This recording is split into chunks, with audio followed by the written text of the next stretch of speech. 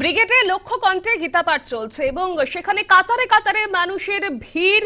গীতাপাঠে পুরীর সাধু সন্তরা উপস্থিত রয়েছে। উপস্থিত দরকার শঙ্করাচার্য। গীতাপাঠে সাধু সন্ত থেকে সাধারণ মানুষের উপচে পড়া ভিড়, সেই ছবি আপনারা এই মুহূর্তে দেখতে পাচ্ছেন। উপস্থিত বিজেপির শীর্ষ নেতৃত্বরা, শুভেন্দু, সুকান্ত, লকেট চট্টোপাধ্যায় থেকে শুরু করে বহু নেতা নেত্রীরা সেখানে উপস্থিত রয়েছে। গীতাপাঠে বিজেপির এই শীর্ষ নেতৃত্বদের দেখা যাচ্ছে এবং কড়া নিরাপত্তা কিন্তু করে ফেলা হয়েছে গোটা ব্রিগেড চত্বর।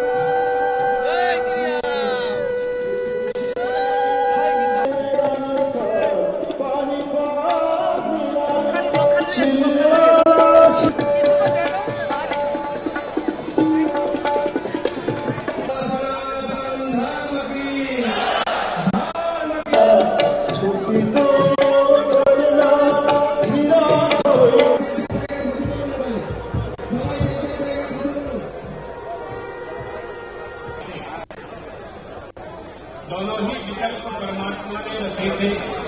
एक तरफ तो है, दूसरे मैं अकेला हूँ और मैं यह भी नहीं करूंगा। अर्जुन ने কি বলছেন বিজেপি নেত্রী লকেট চট্টোপাধ্যায়, শোনাব আপনাদের। তৃণমূলটা অনেক পরে, আগে তো মানুষের অস্তিত্ব না থাকলে রাজনীতি কোথায় থাকে? গীতাই তো মানুষের অস্তিত্বকে দেখিয়েছে। হার না মানার লড়াইতে আমরা একসাথে হয়েছি।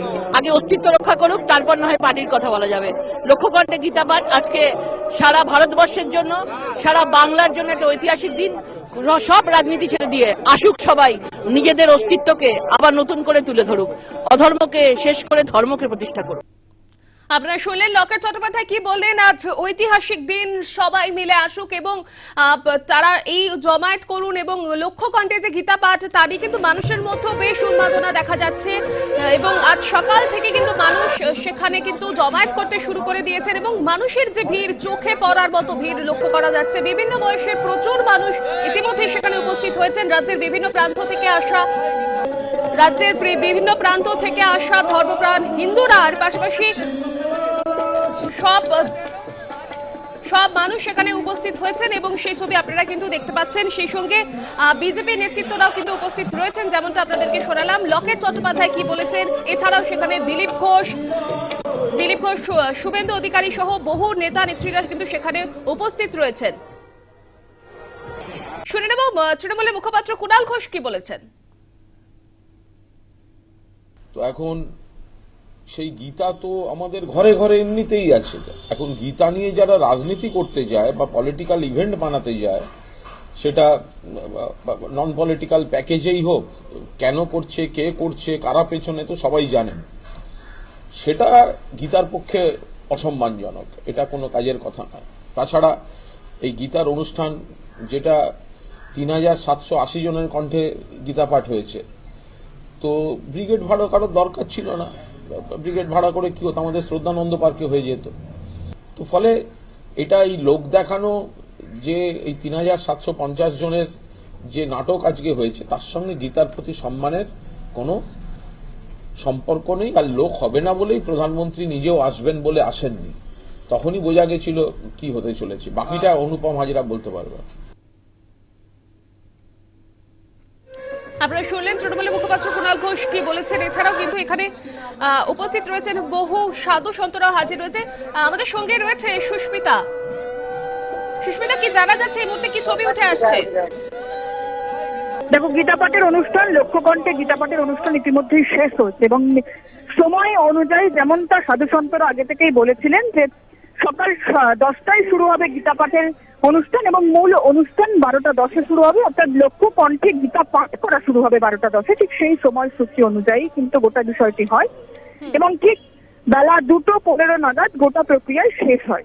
এবং উল্লেখযোগ্য ভাবে আজকে লক্ষ্যকণ্ঠে গীতাপাঠ এই ব্রিগেড ময়দান, এবং যে ব্রিগেড ময়দান বরাবরই আমরা বিখ্যাত জেনেছি রাজনৈতিক একাধিক কর্মসূচির কারণে। এর আগে আমরা দেখেছি মুখ্যমন্ত্রী মমতা বন্দ্যোপাধ্যায় এখান থেকে ক্ষমতায় আসার আগে 2011 সালে ব্রিগেডের ময়দান থেকেই মৃত্যু ঘণ্টা বাজিয়েছিলেন সিপিআইএম এর। অপরদিকে এই ব্রিগেড মঞ্চে, এই ব্রিগেড প্যারেড গ্রাউন্ডে রাজনৈতিক মঞ্চেই আমরা দেখেছি বুদ্ধদেব ভট্টাচার্য, মোহাম্মদ সেলিম, জ্যোতি বসু, একাধিক সিপিআইএম আমলের বা বাম নেতার জ্বালামুখী ভাষণ। এবং এছাড়াও এখানে আমরা দেখেছি একাধিকবার বাম কংগ্রেস, সিপিআইএম, বাম কংগ্রেস, এসএফআই, আইএসএফ এর যে জোট, সেই জোটের সূচিও কিন্তু এই ব্রিগেড ময়দান থেকে দেখেছি।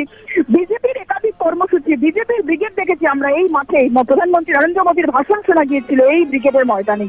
অর্থাৎ রাজনৈতিক কর্মসূচিতে মুখরিত যে ব্রিগেড ময়দান, আজ বলা যায় শঙ্করধ্বনি, উলুধ্বনি এবং গীতার স্তোত্রকে মুখরিত হয়ে উঠেছিল। তার অন্যতম উল্লেখযোগ্য বিষয় হলো এখান থেকে শঙ্করাচার্য দ্বৈতাপতি প্রত্যেকের উপস্থিত হওয়ার সঙ্গে সঙ্গে সাধু সন্ত থেকে আরম্ভ করে শঙ্করাচার্য তার কণ্ঠে উঠে আসে নিজের প্রতি অনুশাসন করার পরই রাজ্য বা দেশ অনুশাসন করা সম্ভব।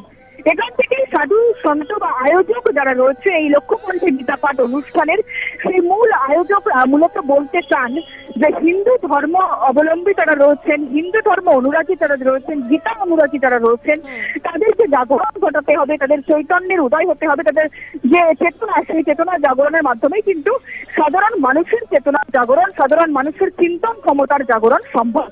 এছাড়াও পলিটিক্যাল যারা লিডার রয়েছেন এবং রাজনৈতিক যারা ব্যক্তিত্ব, তাদের উদ্দেশ্য করে তিনি এই মঞ্চ থেকেই বলেন প্রত্যেকটি রাজনৈতিক রং, কোনো রাজনৈতিক ঝান্ডাকে উদ্দেশ্য করে তিনি বলেননি।